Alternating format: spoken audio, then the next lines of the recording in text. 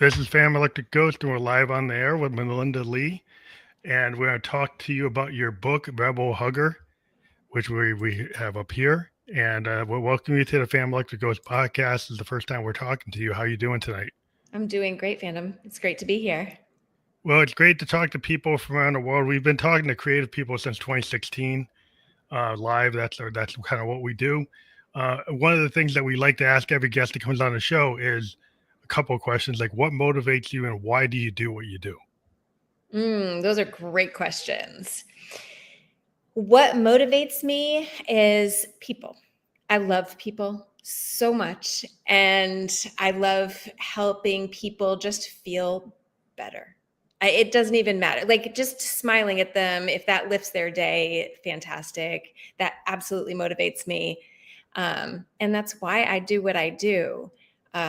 I am an empowerment coach, and it is something that is near and dear to my heart because I love helping women, especially, just become their most authentic self, because I believe when we're in our most authentic self, we're like shining our brightest. And who doesn't want to be that or be around people that are like that? Yeah, I think that's really important because, like, I'm a creative and I've always talked Mhm. to creative people. I started the podcast to talk to kind of emerging and independent artists of many different forms.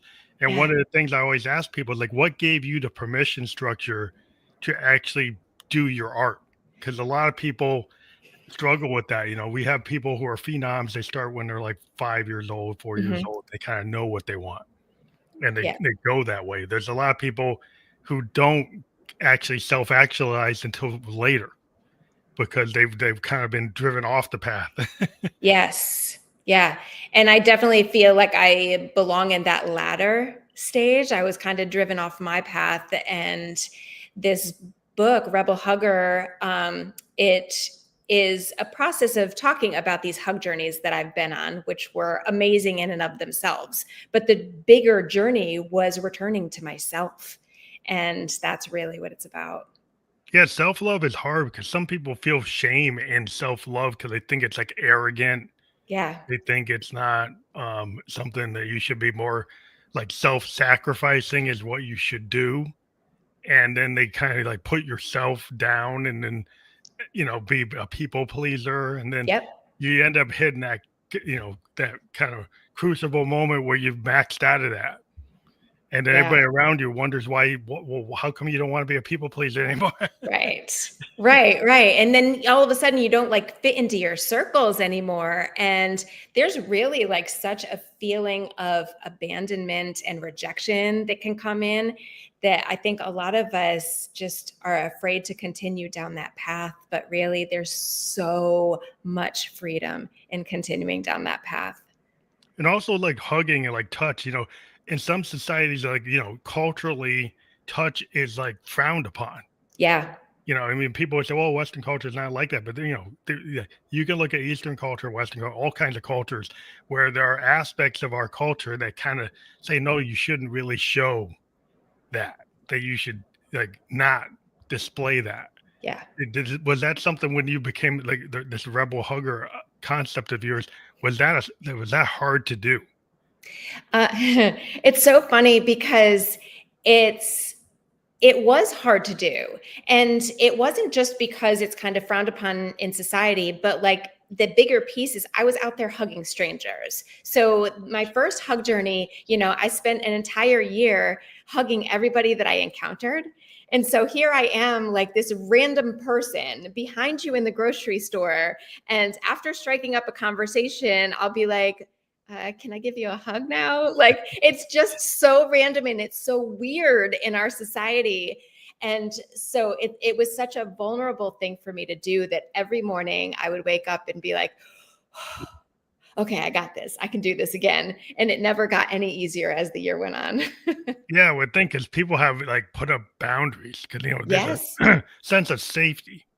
And I run into absolutely. with like lots of creatives, like their sense of safety and sense of self is a lot of times creatives like to be in isolation. Yes. In order, I go the writers and the artists I've talked to, they get a lot. They are able to create because they can kind of live outside of the society. they can live away from other people and dive into like the inner in like subconscious Yep. states, like dream states. They can kind of channel it like the muse. They can pull it, and to do that, they observe the world, Yep. but they need time to be away from the world. So to go in and then interact, sometimes they're like, oh, that kind of standoffish. 100%. I mean, I think that the only reason that I was like in it is because people were my muse, right? So like I felt like I didn't have a choice because that was my creative. I had to be Mhm. in it, not just observing it. So it was a challenge. Yeah, because I would think you got people that have boundaries might be like, no. Yeah, and I did get quite I got like maybe 5 no's that first year when I did that year of hugs. And honestly, they were all so kind and they were so respectful. So they actually, those no's showed me what a respectful, compassionate boundary can look like. Because Hmm. as a people pleaser, I did not have any idea like what boundaries were. And I was like, oh, I don't need boundaries. I'm just going to be out there hugging everybody and it's going to be amazing. I Yeah. learned later that that Also, wasn't it's a true. communication skill to get people to let their defenses down, to be vulnerable, because people don't know where you're coming from. Yep. So like people are so, and maybe your demeanor, like if you, when you're, in the world dealing with people, not virtually, but in the real world, right? In a Yep. physical state, they're like how you, the nonverbal, like what you do with your eyes, like Yep. any actor will tell you, like what you do with your hand movements, what you do to disarm people or to make people feel comfortable. You must have learned a lot of techniques. Yeah. I mean, and really I found that the more authentic and vulnerable I was, in showing them, like the people that I was asking, I would always ask by kind of pulling my energy back. So I wasn't coming across as a threat, right? So I would automatically kind of do this pulling back and I would soften my face and I would make all of my energy as soft as possible to become the least threatening as possible. And even then, I still had people that were like, they kind of give me that side eye, like, Like, what's going on? Well, yeah, okay, 'cause so people are kind of okay. suspicious of strangers, 'cause, Yeah, stranger danger. Now, stranger danger. like, not to be kind of putting gender into it, but if a guy does that, then people are probably gonna be really kind of, I don't know about that. So I think it's really interesting because I've kind of played with that a little bit because I know that there can be these gender roles that make it safer or not safer for some people. And I've watched men like my dad. My dad is a self-professed hugger and he will hug anyone. Wow. And he, again, I think it comes down to the energy that you're Energy, putting like the in. frequency you're radiating. It's kinda like Mhm. vibes. Yeah, Like, yeah, so I think people have a radar and this yep, idea of a vibe, like being a musician is like frequency. yep, So, like the law of attraction is like if I radiate in the right frequency, yep. I could create something very harmonious. And as a musician on stage, everybody's pulling their lighter out, everybody's waving their hand. I've picked up on that and I've kind of disarmed the crowd or got them to be like in frequency with what I'm doing. Yeah. But Yeah, you could go exactly. the other way and be like a grunge band, and everybody's in a mosh pit banging into each other. So you can trigger different emotions Yeah. based on frequency. So if you had something that's like dissonant or Yeah. discordant or noisy, then you'll get a different reaction than whether it's harmonious and disarming. Yeah. Yeah. And I think one of the most beautiful things was that by creating that resonance and creating that vibe, right? When the people, even the people that were skeptical and gave me that like side eye, after the hug was in the middle of the hug, I could feel like like their shoulders drop and I could Mhm. feel their energy soften. And there were so many times when I would pull away and I would watch a tear like falling down their face. And it moved me every time. That's interesting because I think a lot of people have their guard up Hmm. and they've got their suspicion meter on. Hmm. And there's a lot of, in the modern world, where people don't communicate like they used to. Like, before radio and TV and the internet, people used to talk. Yeah. People used to communicate. They kind of knew each other. They would know, they have conversations. Like now people, they're with their phone or they're disconnected or they're just not even connected in their own neighborhood to people that Right. are in their neighborhood compared to like in the 70s, like I knew everybody in the subdivision. Right. Now you Right. can be in a subdivision and people don't talk to each other. Yeah. And so Exactly. like in that kind of world, it's like, well, what you're doing is kind of revolutionary. I see it absolutely as revolutionary because I think it's like not just a return to like that connection and bringing, communities together, but it's this revolutionary act of seeing someone as a fellow human being, Right. not as their label, not as like the way they present, not as the choices that they're making, but in that moment of the hug, it's like heart to heart, human to human, and that's it. And it's beautiful. And that, I believe, is totally revolutionary. Yeah, especially when everybody's in camps today, in terms of Yeah. ideological camps, Yeah. where people are being told, like, if somebody is not within your ideological group, you should not like them. You Right. should not communicate with them. Right. There's this like, you're an out, like you're an outsider, you're an Yeah. outlier, right? So there's like the blame game. Yeah. This group is responsible for X, Right. and this group, because they do this, it's interfering with my life. So there's all this deep suspicion of the other. Yep. Instead of looking at human beings like have a right to be on the planet Earth, right? So if a human being came from outer space and landed in a country and they didn't have their papers, it's like they'd be an enemy. Yeah. But it's like the human beings are supposed to be on this planet, but I guess you're in the wrong place. You're not the right. You're an enemy.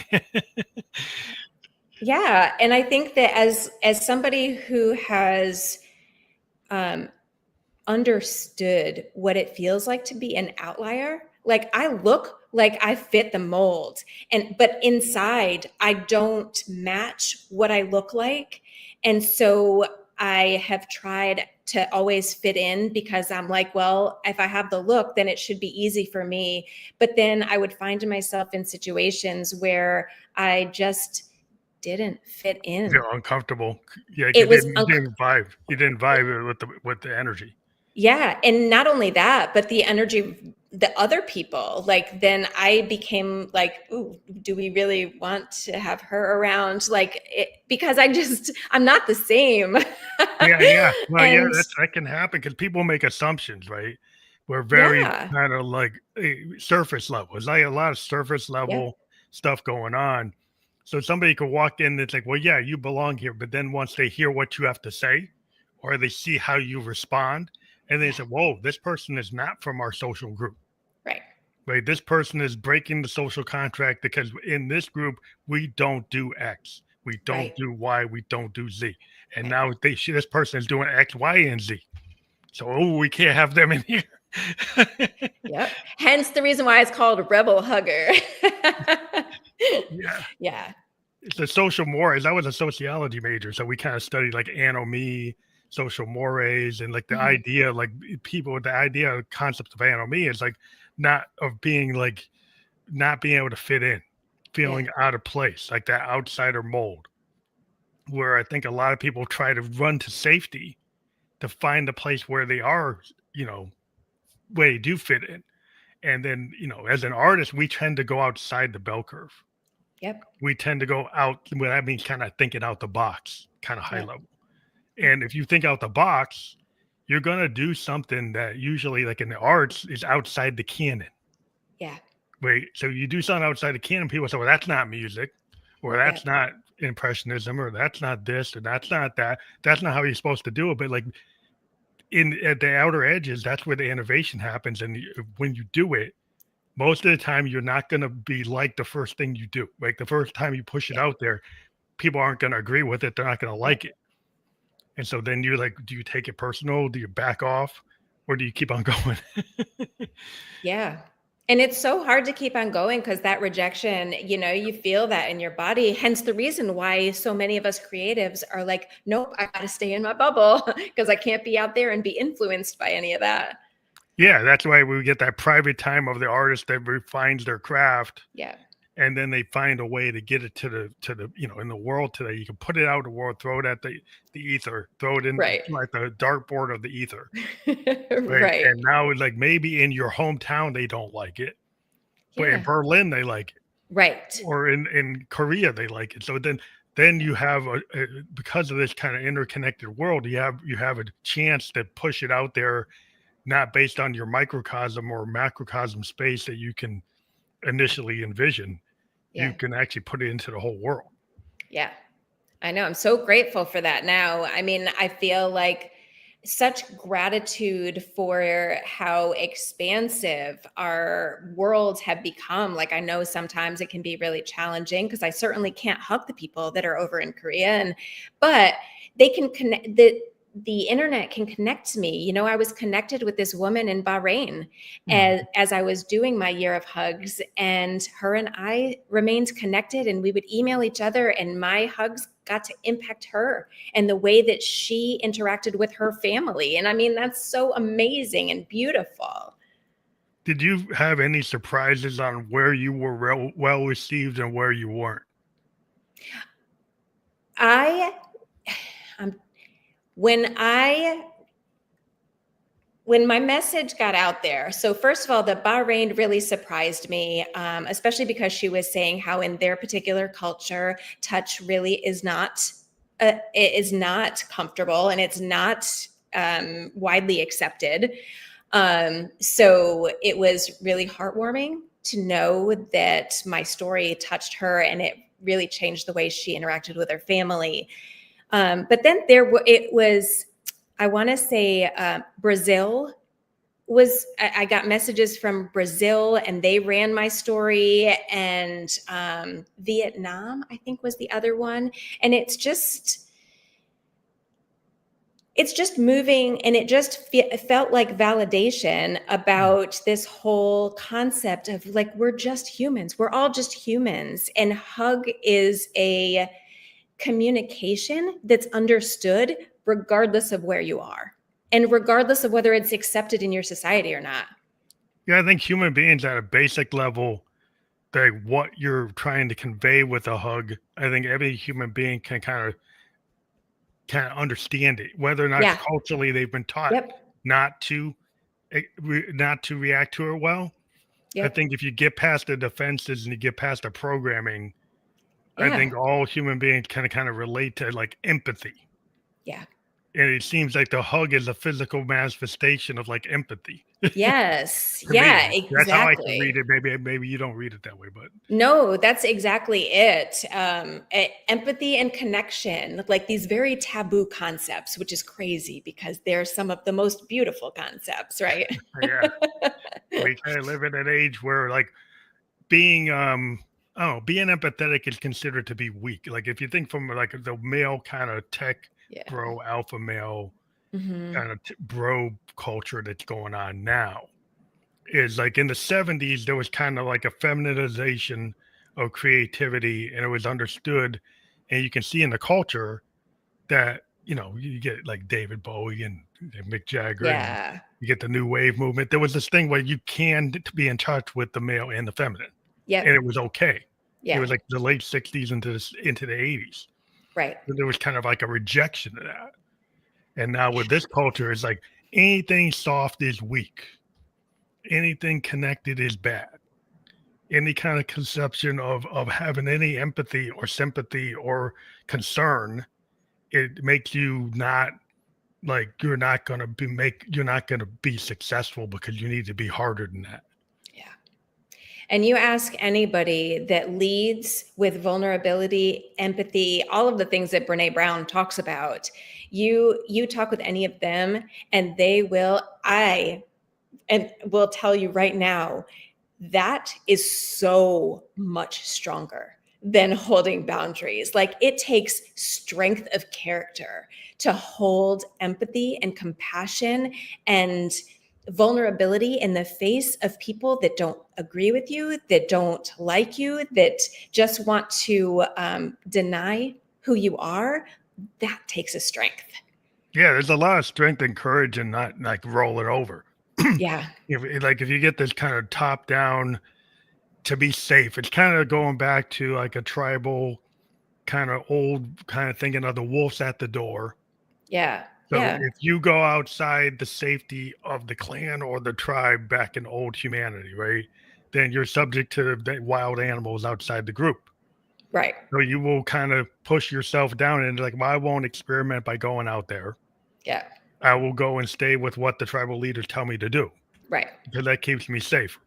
Right. Even though I can't maybe do the individual things I want to do, I'll kind of push myself down to have that sense of safety. And now you have the virtual wolf at the door. Right. The virtual wolf at the door could be a behavior or an action or something unique about yourself Yeah. that suddenly is threatening to the group. Yeah. So now that's the wolf. Everybody says that's a danger to the entire group. And so then you have to push yourself down because that you're threatening the safety of the whole group. So that's kind of Or leave the group and go find a new group. yeah, that's the thing is like people like you're not gonna die Yeah. going outside the group, but that threat that feeling of safety, I think, is so integral to a lot of people is It is. they feel their individual identity is tied to the group. Yeah. I mean, in that we're biologically wired for that, right? Because we're social beings. So we're biologically wired to remain connected and remain in these groups. It's just that we have this false sense that this group is our only option Mm-hmm. when really there That's are the so, crucible. That's yeah, the crucible moment when you yeah, realize that group is not your only option, yeah, and that you could actually go and if you start to travel the world, like it seems like you've been around in a journey, right? That's like international, right? It was more cross country, but I have traveled internationally. But my second hug journey was cross country. It was just Okay. across the United States. But even going to different sectors of the US is Yep. like very different. Very different. And the cultures in each different area are very different. And the people within those cultures are all very different. And it's so eye opening. And I learned so much about who I wanted to be just by being around all of these people who were so different than me. And that's really interesting because like and I lived in Japan and people, for a couple of years as an expat, and my wife lived overseas. But there's this idea like, sometimes when you're overseas, like, oh, this like American is kind of like this brutish American. Yeah. But like when you go within America, Americans are all the same, right? And so it's like this idea that the world has, they tags people. Like you go Yeah. outside the US, you start realizing I'm getting tagged with this ugly American, or I'm getting tagged with the brutish American. I'm getting tagged as this American that's not really that's clueless, can't speak multiple languages, not cultured, whatever. You get a lot of tags. Yeah. Um, and then you're like, then they find out, oh, that's not like, oh, that's the case by case. I Yeah. shouldn't tag everybody with the same brush. I mean, it's that way for pretty much everything, everywhere, Mhm. right? Like that's where I was talking about like this idea of hugging and the labels just in those few seconds, the labels fall away. They Yeah, just fall away. because that's your goal is to get the labels to fall away. Yep. Yep. Totally. It's absolutely amazing. Yeah, because Yeah. it's interesting because human connection, evolving in this world where people are getting so stratified. We're living in an age of stratification or separation. Like nationalism is on the rise. Yeah. Yeah, and it's like, oh, we didn't learn the lessons of the 30s. Right. It Right. was like so you're on a mission to kind of like bring this understanding, a humanist kind of point of view, right? Like we're all Yeah. citizens of the planet. We Right. should we should understand each other. We should Right. not be like paying attention to all these labels, all these stratifications, all these separate concepts. It's like they keep you like the other. Right. And I think that there's just so many layers to actually accomplishing that, right? Because we have so many stories and we have so many beliefs, and we're a lot of this idea of how we're supposed to be in the world is ingrained in us. And I found that the closer I became to my most authentic self, the more open I was to accepting somebody else being their most authentic self. And so I think that it really just starts with the self-love, and it starts with the self-actualization first and foremost. I think the self-love ends up being something that some people can't get their head around Right. because Right. they think it's like, oh, that's a 70s hippie thing. That's like that's Right. a Right. hokey thing. That's like oh, like somebody in some like I don't know, some other world. They Right. like you look at, you came from another planet. Like it's like Right. they can't get it around it. Like, well, like how does that fit in? I mean, I get it. I was one of those people. Like I would listen to all these spiritual leaders and these people that I like admired, and they would talk about this self-love, and I'm like, what is that? Like I just don't understand. Like that feels like something that I'm not capable of, or that there must be something broken inside of me that I can't even wrap my brain around it, like you're saying. And the more I understood who I am, the self-love followed. So it wasn't even something I needed to do. It was just being more and more myself. And this self-love was a product of being my more authentic self. Now, when you started to hug people, did it open up conversations? Was it all like the hug is a physical connection? But once you did the hug, did it open up like a verbal connection? It didn't. And I didn't really hold space for that. I wanted it to be like this incredibly pure moment of just connection and gratitude and love that I wanted to leave that person with for just that moment. And Mhm. that was my only intention for that first year. So but what I didn't leave open room for conversation in those immediate hugs. But what it did open was conversations with my family and my friends in my neighborhood. And, people would start having more conversations with each other Oh, about like, oh, are you hugging more because of her, or are you doing more because of her? And like it really did get conversations going around hugs and around connection and around community. And so with each individual person, no, but in the larger the macrocosm. It groups. started like a microcosm group, and then it gets a wider discussion of if you Yeah. do this, what does it do? Does it help you break barriers? Does it help you Yeah. open up? Yeah. You start to, and then that became like the impetus for was like the idea to do the hugs part of the book, or did it become a book because you started to do it? Yeah, it was just the book wasn't a thought when I first got started. When I first got started, it was simply like I just want to go out there and hug people. And when the year was over, I actually found myself more isolated, lonely, and depressed than before. Whereas I thought it would be different. I thought it was like, oh, well, this is my path forward and this is my purpose. And so when I found myself in these deep throes of depression, as I was coming out of that is when the idea that, oh, there's a book here because something has happened to me and something has transformed me. And that is going to be something that I'm going to want to be able to share with the world.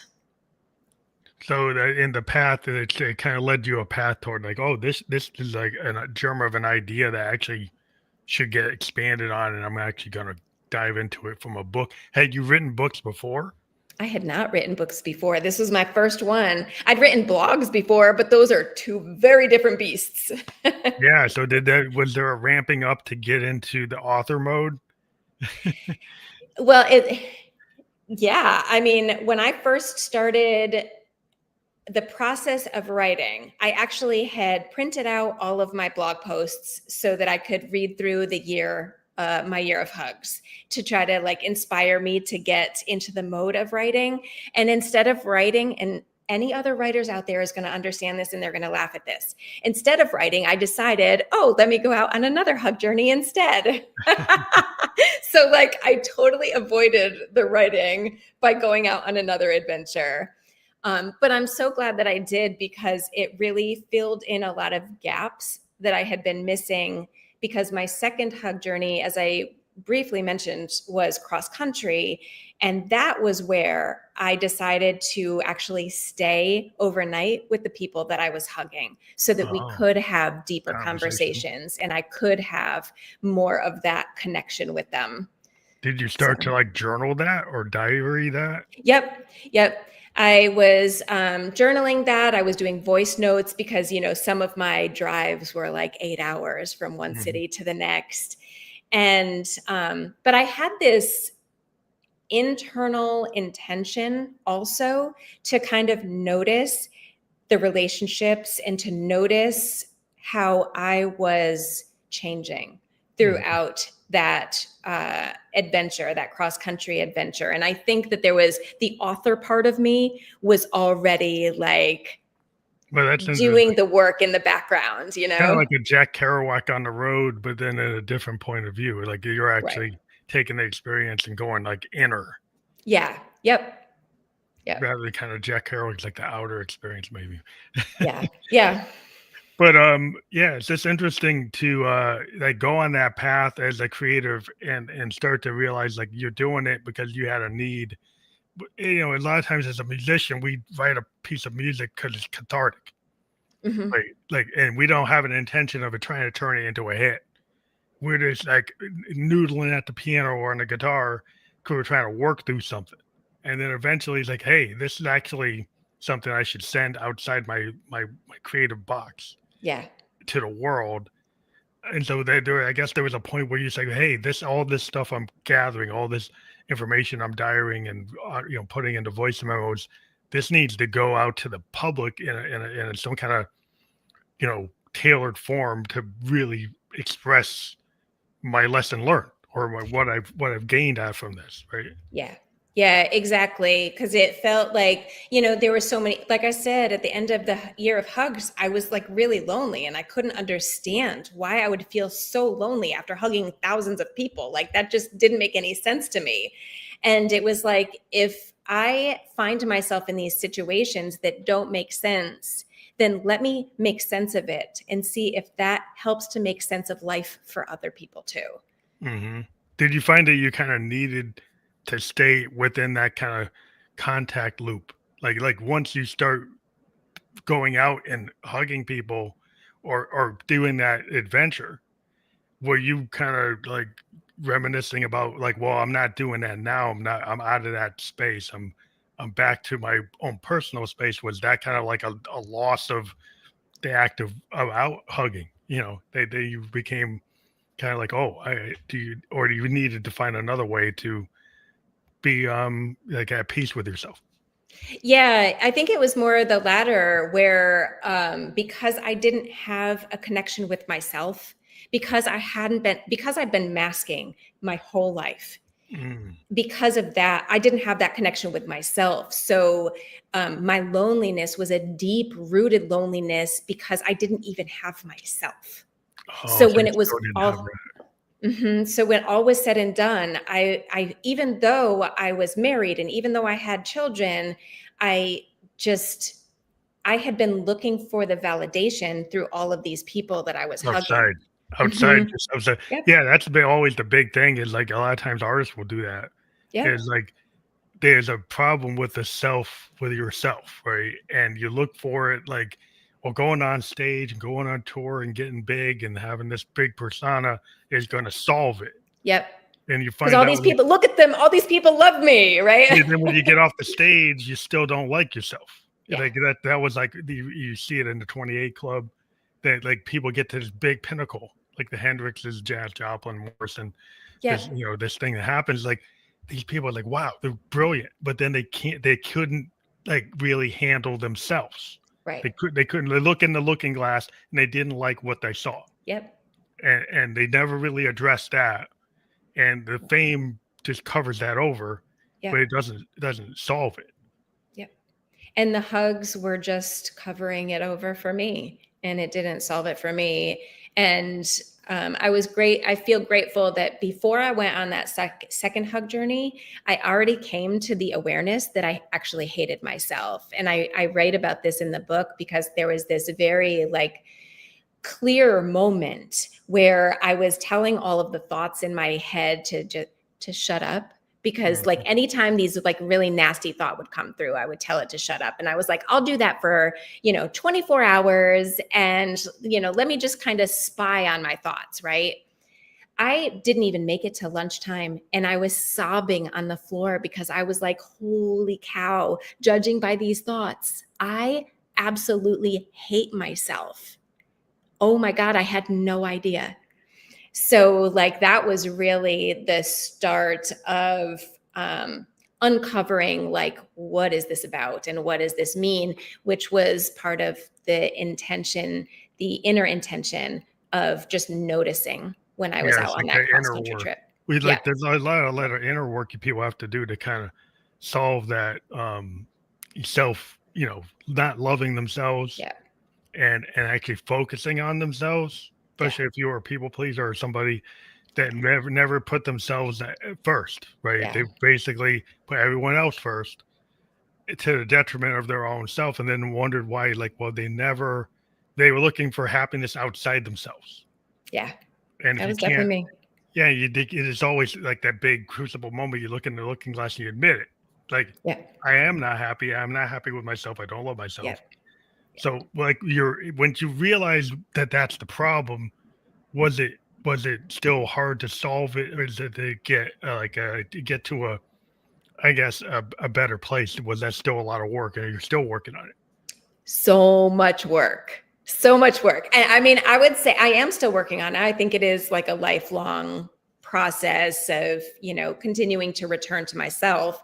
But um the actual process of coming to the place where the self-love started to shine through was so hard, because I was having to not only become aware of all of these lies that I'd been telling myself about myself, but then I had to break them, Mm. which is all these identities that you have to break. And every time you go to break an identity, it feels like death. Like, it feels like in your body you feel like you're dying, and it's like, Mhm. my God, it's so hard. Yeah, it's like you got to shed that self, and Yeah, it's hard because like you're losing like something that you were kind of relying on. If you're yeah, relying, it's like your crutch. yep, It's like we have these stage selves in music, and they can yeah, become a crutch where they can end up being like a method actor, yeah, and you actually live your stage self, not your real self. yeah. And then if you're living your stage self, then you're not really being honest, right? Right. Exactly. Yeah. And so like that honesty moment can be really crucial. And that you can be in tears, you could be kind of in the dumps, you can get really it's a lot of pain because like you got to come A to lot of terms pain. with like now I can't really live as this person. I have to move to who I really am, and like Yeah. that's a journey you're still probably on, where you Yeah. have to get to a place where it's sustainable and Right. make that you're actually making progress. Right. And who is this authentic me? And can I love her? Because there was a reason why I was hiding her in the first place. Hmm. So all of those reasons are still going to be there. Can I stand up in the face of them and say, no, I don't care what you think about me. I don't care that you don't like me. I don't care that you expect something different from me. This is me, and I'm okay with me. As a matter of fact, those things that you don't like about me, they're the things I love the most. you know? Yeah, and is that hard when you get to this point, kind of like law of attraction? Like once you start radiating at a frequency where you're basically self-actualized and you're kind of where you should be, Yeah. sometimes the people that are around you are going to change because now you're not where you were. Yeah. Did you Yeah. find that happen? Absolutely. Absolutely. I lost numerous people that were best friends, very near and dear to my heart. I lost quite a few of them, and that's really painful. And at times, I would get to this point that Martha Beck, she's a coach that I absolutely admire.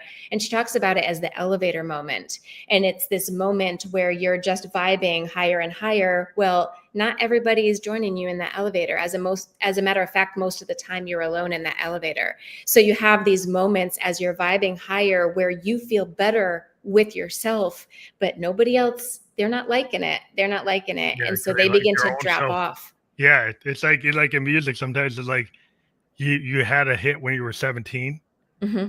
and then by the time you're 28, well, you're not 17 anymore. Right. Or if the 35-year-old self or the 45-year-old, and then the problem is the industry wants you to still be that Yep. 17-year-old. Right. And because that's maybe where you had your most success. So they're always like, can't you just keep on doing that? Right. And the thing Right. is, like, I can't really keep on doing that and feel good Right. because that's not where I am. Yeah. And That's not that who I can be am the big anymore. bad loop dilemma. Yeah. But the beautiful thing is when you like with the elevator metaphor, you'll get to a point where you get to the next uh, level and there's people there. They're waiting for you. They're waiting for Yeah. this version of you. And it's awesome. Yeah, sometimes you have to buck it because, like, you get like a guy like Bowie, Hmm. he would change and he Yeah. wouldn't go back. Yep. Right? He kept on evolving. You would come up with these different like stage personas, kind of like this is where I am. Yeah. And I'm not Ziggy, maybe I'm Aladdin Sane, maybe I'm a thin white dude, maybe I'm this other kid.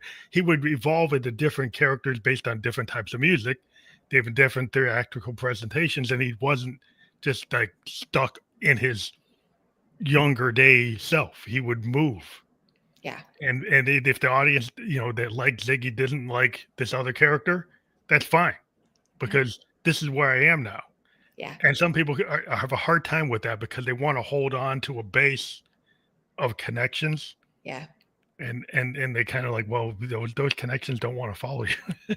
Right. And you just got to be like ready and willing to let them go. Yeah, it's a hard thing because I think a lot of people they maybe find safety in that, Yeah. right? Yeah. And like we're always geared towards safety, like I talked about, like Yep. you know, thinking and it's this virtual wolf at the door Yep. is the threat of losing that group. Yep. So that becomes like, does that keep me in a bad loop? Or am I allowed to evolve? Because it's Yeah. like it's a decision you have to make. You have to get to a point where you can practice maybe like reprogramming yourself Yep. and reframing yourself and having more of a more positive mindset rather like a growth mindset. Yep. The growth mindset. Yep. Yeah. It makes all the difference. And I mean, the more that I vibe at a level that it expresses my brightest light, the more I'm like, I still have that sense of, oh my God, if I do this, then I'm not going to have that safety anymore if I keep vibing higher and higher. Like that sense is still there. Yeah, But now that it's been practiced, I'm it's like, oh easier. no, it just keeps getting better and better and better. I'm just going to keep going. Well, this idea in music, there's an idea like in fusion jazz that there's no bad note, there's an opportunity. I And the love way that. it presents itself, like when you're in the jazz, modal jazz or fusion jazz, you could have a composition, but you're not wedded to it. Yeah. If anybody in the band plays a note that's unexpected, you will actually go ramp to that note. And even though it wasn't on the page, Yeah. it's actually not scary. It's kind of what you want. Yeah. And the fact that you can evolve the song over time or any space, it will change. It's okay. It's actually wanted. It's actually Yeah. desirable. And if you were like a classical musician trying to, do Chopin or Beethoven or Bach, you're kind of wedded to what's on the page. Right. If Right. you're this other kind of musician, like you're not as wedded to what's on the page, so you can change it. And Right. it's not the end of the world. It's actually where you want to go. Yeah. It's like the improv, the yes and. Yes. Yes. And let's keep going. Let's pivot. Let's, find that next great just self.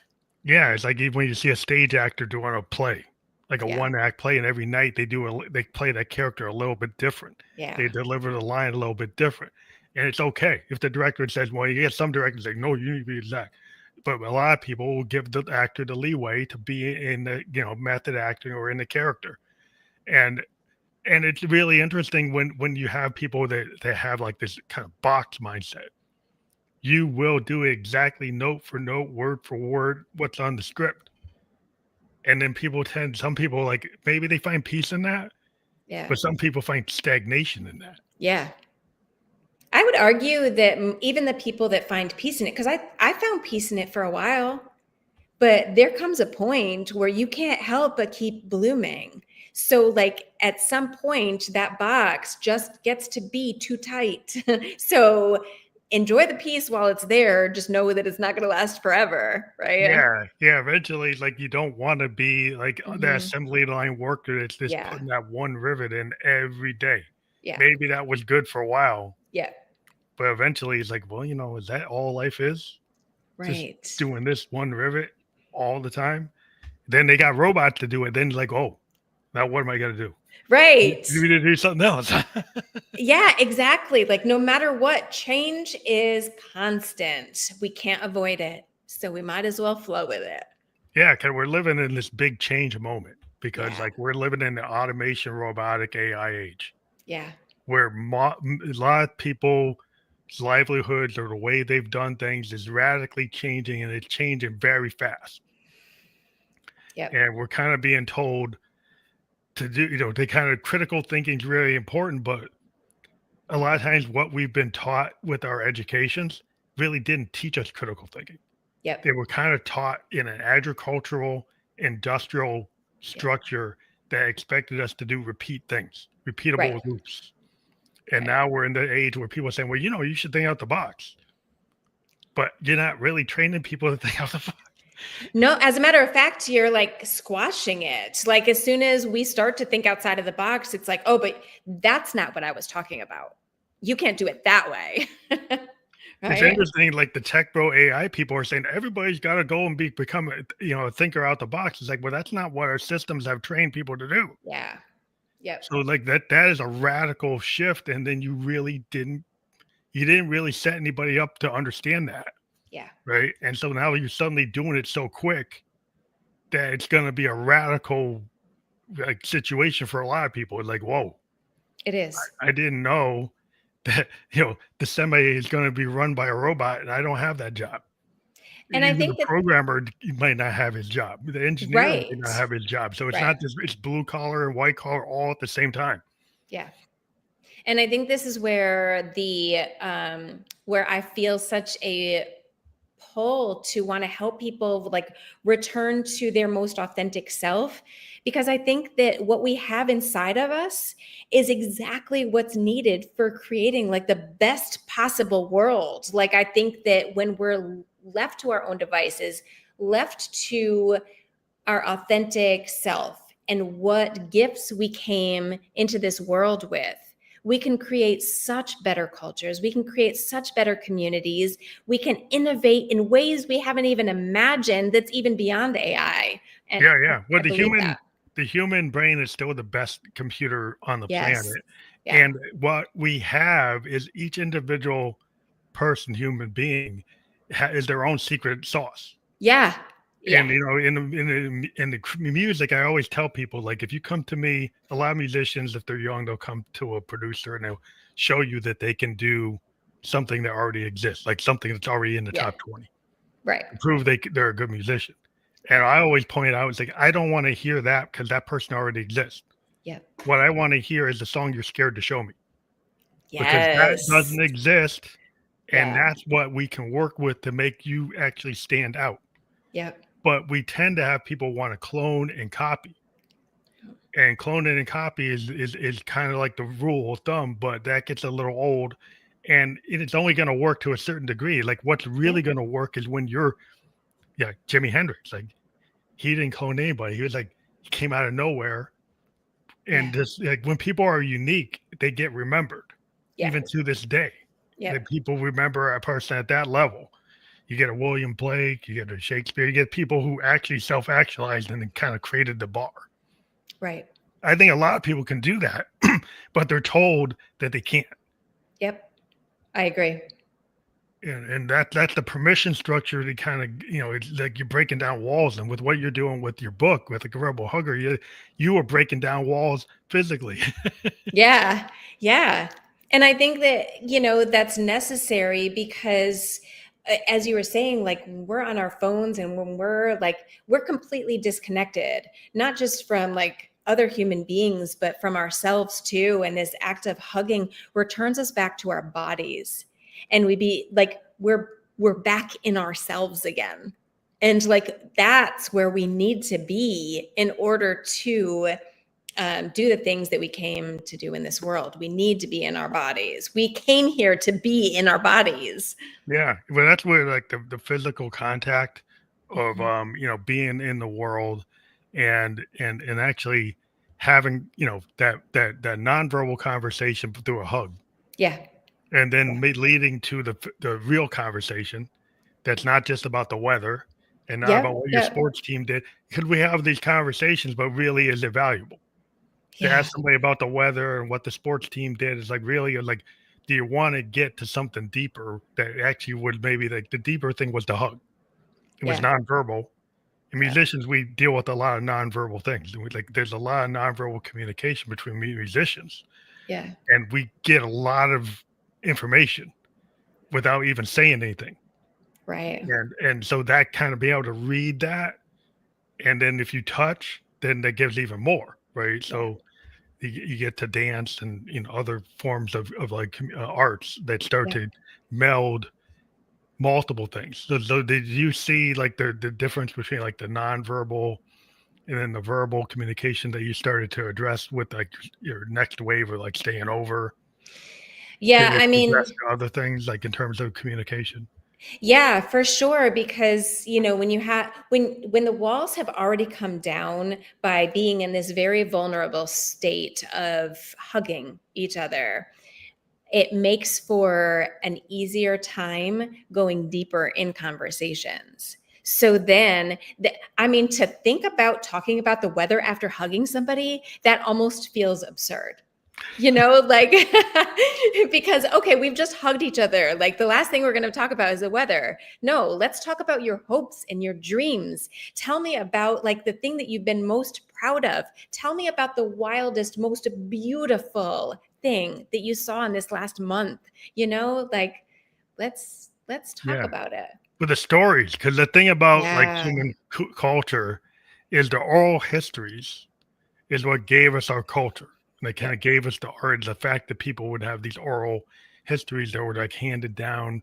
Multiple cultures have these oral histories. They ended up getting written, but Yep. still, the oral history talent of being able to do that in front of like a fire, or it evolves into dance, it evolves into all kinds of communication, is very core to human like development. And I think our sense of self Yeah. and community is tied to those oral traditions and those communal events of people getting together and having these ways to interact.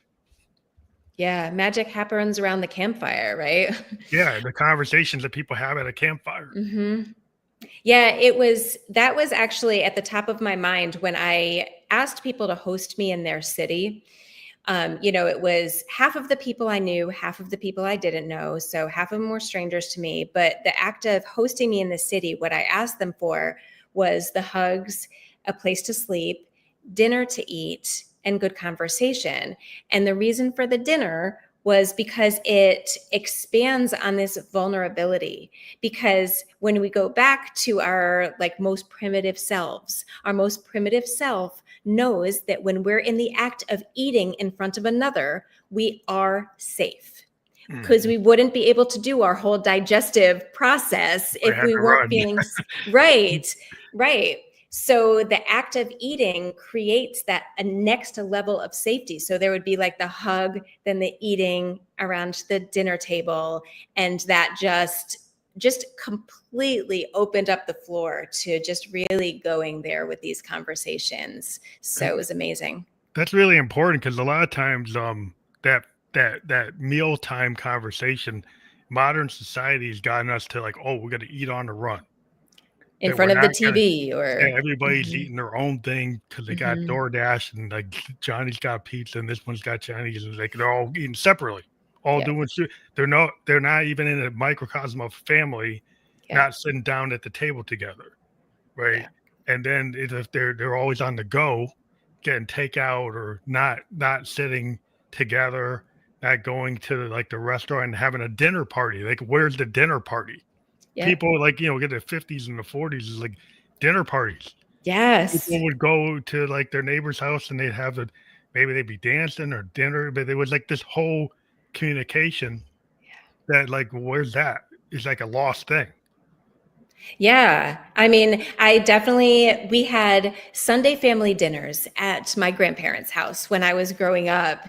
And I was thinking about that concept in the past couple of months. So a couple months ago, I was like, you know what? I'm tired of not having Sunday family dinners. So I put a call out to a whole bunch of people in my community. And I was like, Sunday family dinners, my house every other week. We're going to do this now.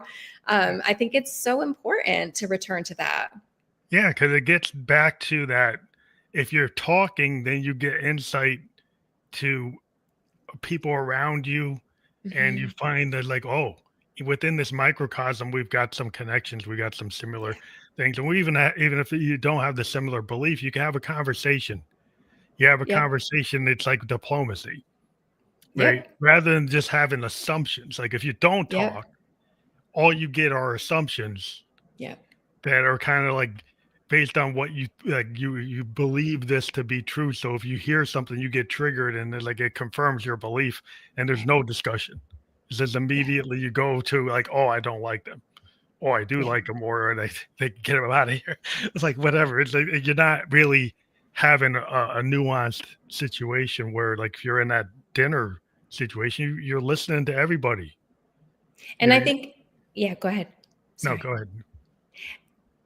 I had a very visceral experience of that when I was on the cross country trip, where it wasn't somebody that I was staying with, but it was somebody that I had dinner with, somebody that I'd talked to on the phone before, but I'd never met in person. And I expected that we had pretty much everything in common because we got along so good on the phone. And we're sitting down at dinner, and there was this moment where her political views were so different from mine. Yeah, And my body actually went into fight or flight. Like I actually went into fight or flight, but because we were at the dinner table, because we were at this restaurant, I just had to rely on my tools to like get yeah, myself out of get fight through or it. Yeah, flight, right? And like just focus on my breathing and focus on being present.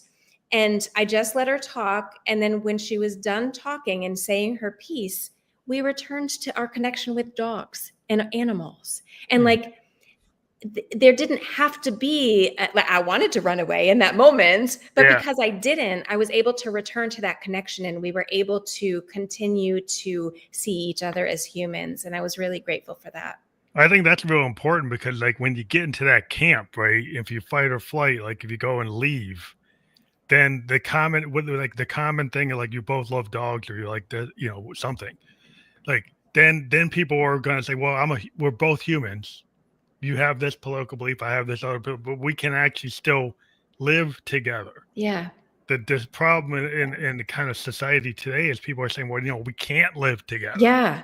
Yeah. because your ideas are so radical. I can't even be in this supermarket with you. Yeah. I Yeah. can't, I can't be anywhere with you. And so if we get so like segmented and dispersed in our little lanes, then society's gonna break down. Yeah. Exactly. Exactly. And this can all be fixed just by a couple of hugs. Come on, people. Just let's Yeah, go well, out there. that's just a human thing to like break it down and like treat people like family because we're all human family. Yeah.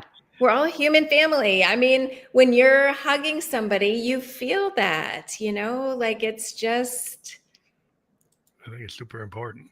I think yeah. what you did, like you got a trend there. You get it going on TikTok. The hugging trend of break down those walls with the hug. Yeah, you just like the social media algorithms. Like, well, how could you get this to like just blow up? You know, just do a I, campaign like that, you know? I mean, if anybody has ideas out there, hit me up. Yeah, because that you know, this like, oh, I'm not a marketer, but I'm kind of in the music world. We think of like, oh, A&R is always thinking of ways to kind of trigger, you know, get something Hmm. going. Hmm. And like, you know, yeah, that you know, the social media is the big thing. The influencer thing is the big Yeah, thing, like the yeah, cat video. yeah, But yeah, yeah. like, yeah, it's a cool thing though. Like I'd rather see more ideas like what you're talking about than just. I have cats, but like cat videos are getting a little. And I mean, I do love a good cat video. So, Yeah, well, I like you know I like my cat. right. I make my own cat videos. I hear that. I hear that. But I want to thank you for being on the show today. We do have Melinda leeschmidt.com. Yes. And if people click on that, how would get your book or get more Yep. information on what you're doing? You can get my book through the website, or you can just go on Amazon and look up Rebel Hugger. It is on Amazon as well. Well, I want to let people know that that is fully clickable on the platforms that we've been on right now. We've been on LinkedIn, YouTube, and Kick. We will be on all the other platforms where you can listen to or watch a podcast by tomorrow. I want to thank you for being a guest on the Family Electric Ghost podcast. Thank you so much, Phantom. I've really enjoyed my time here. Thank you.